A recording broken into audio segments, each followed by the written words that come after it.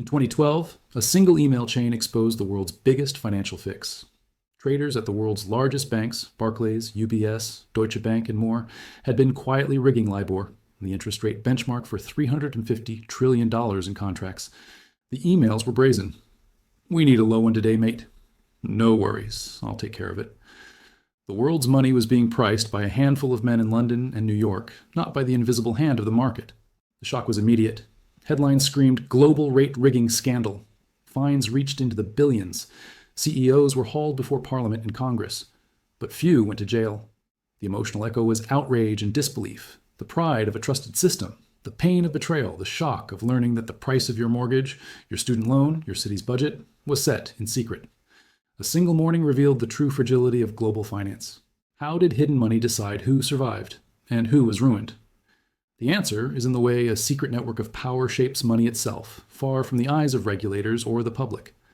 The panic of 1929, the S&L crisis of the 1980s, the meltdown of 2008. Each time, leaders promised transparency. Each time the rules changed and the dominoes fell faster. The contrast is stark. While the world's wealth grows on paper, the real power moves in the shadows. But to see how the cartel was built, we need to go back to the birth of modern banking. In the 1890s, Wall Street was ruled by a handful of men whose names would become legend. J.P. Morgan, John D. Rockefeller, E.H. Harriman. These were not just bankers, but architects of a new financial order. Their power was not in public speeches, but in private clubs, smoke-filled rooms, and the quiet handshake that could move millions. The money trust was born. Trust companies and clearinghouses became the hidden wiring of American finance. Morgan syndicates financed railroads, steel mills, and entire cities. Rockefeller's Standard Oil controlled not just oil, but the banks that lent to rivals. The emotional impact was awe and suspicion, the pride of progress, the pain of inequality, the shock of seeing a few men control the nation's destiny. But the system was fragile. In 1907, a failed speculation triggered a panic. Banks failed. Depositors lined up in the rain, desperate to withdraw their savings. The New York Stock Exchange teetered on the edge of collapse. In the chaos, J.P. Morgan summoned the city's top bankers to his library. He locked the doors. No one would leave until a rescue plan was forged. Morgan became the lender of last resort, the central bank America didn't have. He pledged his own fortune, orchestrated secret loans, and calmed the markets. The emotional echo was relief and fear, the pride of a system saved, the pain of knowing it depended on a single man. The panic of 1907 led to the creation of the Federal Reserve in 1913, but the old networks of hidden money adapted. The term regulatory capture entered the language. The regulators were often former bankers, and the lines between public and private blurred. How did Wall Street's titans become the world's unofficial central bankers? Why did every crisis end with a secret meeting? The answer is in the way power, secrecy, and the hunger for control can build a system that looks stable until the next shock hits. But the new system only made the cartel more sophisticated and more hidden. After World War II, the world's financial system was rebuilt not just in public treaties, but in private clubs and closed-door meetings. In the wood-paneled rooms of the Bank for International Settlements in Basel, Switzerland, central bankers from the US, UK, France, and Germany gathered to set the rules of global money. The emotional impact was exclusivity and suspicion, the pride of stability, the pain of exclusion, the shock of learning that the fate of nations could be decided over a single dinner. The Basel Committee became the world's unofficial financial parliament. Here, a handful of men, governors, chairmen, and managing directors, debated interest rates, capital requirements, and the rules of the game. The term interest rate corridor entered the lexicon, a band within which central banks would keep rates, quietly coordinating to avoid shocks. In New York and London, the club was even more exclusive. Bankers from Chase, Citibank, Barclays, and Deutsche Bank met in private suites at G10 summits and in the back rooms of the IMF and World Bank. They managed crises. Mexico in 1982, the UK in 1976, the Latin American debt bomb, by phone call and handshake. The emotional echo was relief and resentment, the pride of a system that worked, the pain of knowing it worked for the few. Financial stability was the goal, but the price was secrecy. The public saw headlines about cooperation and confidence. The real decisions were made in whispers. When a crisis hit, the club moved first, setting rates, opening swap lines, and deciding who would be rescued and who would be left to fail. How did a few men in a Swiss villa decide the fate of global money? What happens when stability is built on secrecy? The answer is in the way power, trust, and the need for order can justify almost any arrangement. But as markets globalized, the cartel's power grew, and so did the risks. By the 1980s, the world's money was priced by a single number, LIBOR, the London Interbank offered rate.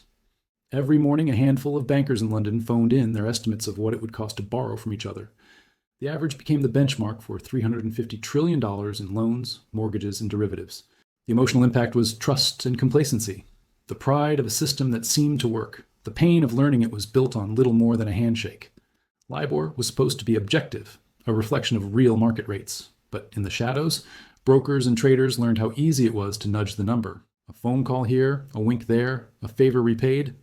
The term conflict of interest became a daily reality. Banks that set the rate also traded on it. The emotional echo was greed and denial, the pride of easy profits, the pain of knowing the game was rigged. Brokers in London's coffee shops and trading floors became the middlemen. They matched buyers and sellers, but also passed along requests. Can you keep LIBOR low today? We need a high fix for the month end. The system was built on trust until it wasn't. The economic term benchmark took on new meaning. LIBOR was the price of money for the planet. A single basis point could mean millions in profit or loss. The world's biggest banks, Barclays, UBS, Deutsche Bank, JP Morgan, became both players and referees. How did a phone call in London set the price of your mortgage in Kansas? Why did no one blow the whistle for decades? The answer is in the way power, secrecy, and the hunger for profit can turn a benchmark into a tool for manipulation.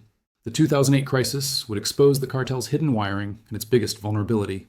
In September 2008, as Lehman Brothers collapsed and the world's credit markets froze, a new kind of panic swept through the financial system. The headlines screamed about subprime mortgages and toxic assets, but beneath the surface, a deeper scandal was brewing. Whispers of rate rigging, collusion, and secret deals began to surface. The emotional impact was disbelief, the pride of a trusted system, the pain of betrayal, the shock of learning that the world's money was being manipulated in plain sight. Whistleblowers came forward. Emails and chat logs revealed traders at the world's biggest banks, Barclays, UBS, Deutsche Bank, had been quietly nudging LIBOR for years. We need a low one today, mate. No worries, I'll take care of it. The term systemic risk took on new meaning. The very benchmark that underpinned $350 trillion in contracts was a fiction. Lawsuits followed. Governments launched investigations. The emotional echo was outrage and exhaustion, the pride of a system that promised fairness, the pain of seeing fines paid but few go to jail, the shock of realizing that the cost of silence was paid by everyone else, homeowners, students, cities, and nations. Banks paid billions in settlements. CEOs were grilled before Congress and Parliament. But the system survived. The term moral hazard became a warning. When the cost of cheating is less than the cost of getting caught, the game never really ends. How did the world's biggest banks survive their own scandal? What happens when the cost of silence is paid by everyone else? The answer is in the way power adapts and how every new rule creates new loopholes. But the cartel's power didn't die, it just changed shape.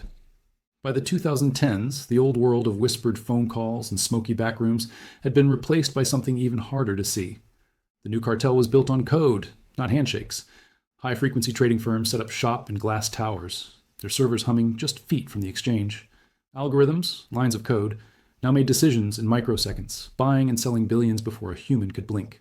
The emotional impact was awe and suspicion, the pride of innovation, the pain of losing control, the shock of realizing that the world's money was now moved by machines. The term algorithmic trading became the new language of power. Banks and hedge funds raced to build faster, smarter systems. The winners skimmed profits from every trade. The losers never saw what hit them. But the real action was happening in the shadows. Dark pools, private trading venues hidden from public view, became the new meeting place for the money elite. Here, giant trades could be executed without moving the market.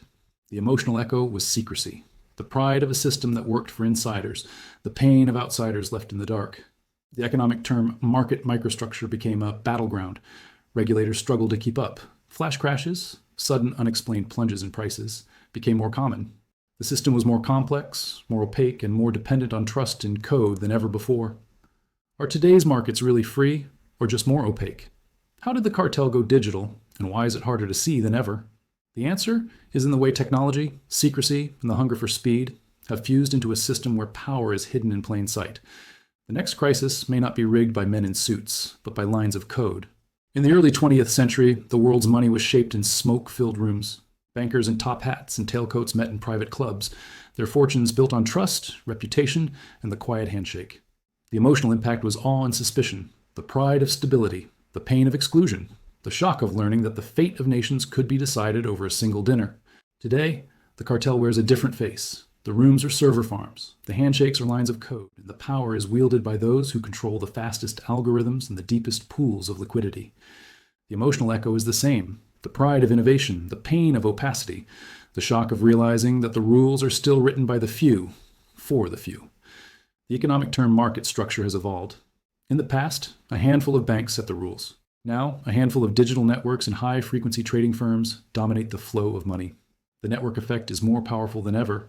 The more trades that flow through a platform, the more indispensable it becomes. Regulators chase shadows, always a step behind. Regulatory arbitrage is the new game. Firms route trades through the friendliest jurisdictions, exploiting gaps in oversight. The system is global, fast, and nearly invisible. The emotional toll is growing. The pride of a market that never sleeps. The pain of knowing that the next crisis could be triggered by a bug, a hack, or a single line of code. Is the new cartel more dangerous than the old? What did the last scandal teach that today's leaders keep forgetting? The answer is in the way power, secrecy, and risk always adapt, moving from the club to the cloud, from the handshake to the algorithm. So what can you do as the next cartel quietly rewrites the rules? The story of the secret bank cartel is not just a tale of rigged rates and shadowy deals. It is a warning, etched in the ledgers of every failed bank, every lost fortune, every family that watched their savings vanish in a single crash. The emotional echo is timeless: the pride of a market at its peak, the pain of collapse, the shock of waking up to new rules. Every era has its cartel. In the Gilded Age, it was Morgan and Rockefeller and private clubs. In the 1980s, it was traders on the phone nudging LIBOR for a few extra points. Today, it's algorithms and dark pools, moving billions in milliseconds. The cycle repeats, power concentrates, trust grows complacent, and the next crisis is always one step away. The lesson is clear: hidden power is the most dangerous kind. When the rules are written in secret, when the system depends on trust that can't be verified, the cost is paid by everyone else. The dominoes always fall faster than anyone expects. The rules always change when it's too late to prepare. Will you be ready when the next cartel moves in the shadows? Will you recognize the signals before the headlines hit? The answers are hidden in the past, if you know where to look. Don't assume the rules of money and power are set in stone. Watch for the signals: rising debt, sudden deals, the quiet buildup of leverage. Pay attention to the canaries, liquidity crunches, new forms of shadow banking, and the fine print in every contract. In every reset, someone is early, someone is late, and someone never even realizes a reset happened. Will you be ready when the next cartel quietly rewrites the rules? Will you recognize the signals before the headlines hit? Subscribe for more cinematic economic history and learn how to spot the next cartel before it hits.